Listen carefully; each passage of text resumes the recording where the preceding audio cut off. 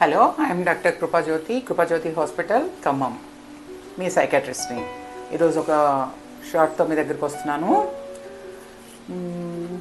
ఏం చేద్దాం ఈరోజు? వంట పాత్రల గురించి మాట్లాడదాం.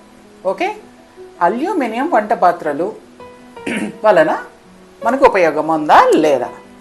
ఇవ్వండి, అల్యూమినియం వంట పాత్రతో aluminium is very dangerous.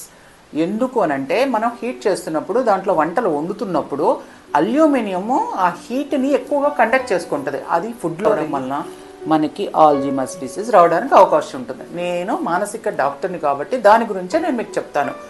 So తొందరగా జ్ఞాపక శక్తి ప్రాబ్లమ్స్ వస్తున్నాయి. ఎలా అయితే మనం ఏం చేద్దాం? మేడం, మా ఇంటి నిండా కూడా అల్యూమినియం పాత్రలే ఉన్నాయి, అటక మీద అంతా అల్యూమినియం పాత్రలలో మనం అన్నం వండుకున్నా, కుండలో మనము వంట వండుకున్నా మనకి ఏ ప్రాబ్లం ఉండదు. ఎందుకు అనంటే అది ఏ హాని చేయదు. ఏముందండి, సింపుల్గా 4 కుండలు తీసుకొని దాంట్లో వంట చేసుకోవచ్చు కదా. నేను వాడుతున్నానా లేదా? మన ఇంట్లో ఉన్నాయా లేవా కుండలు? ఎస్, మీరు కూడా కుండల్లో వంట చేసుకోండి. వెనక్కి పోతున్నామా? కొన్ని ఆరోగ్యాలు కాపాడుకోవాలంటే వెనక్కి పోవాల్సిందే, తప్పదు. రెండవది, గట్ గురించి మాట్లాడతాను.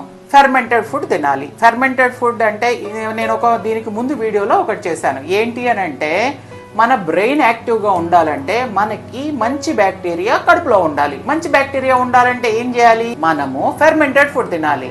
అంటే పెరుగుతో, అంటే మనకి దొరికేది ఫెర్మెంటెడ్ ఫుడ్ యోగట్ అంటారు. కానీ యోగట్ కన్నా మనకి డైలీగా దొరికేది ఆ పులియబెట్టిన పెరుగు. ఉదయాన్నే మన తాతలే దేంతో తినేవాడురా? సాయి దేంతో తినేవాడు తాతగారు? పెరుగన్నం తినేవారు కదా పొద్దున్నే, చద్దన్నం.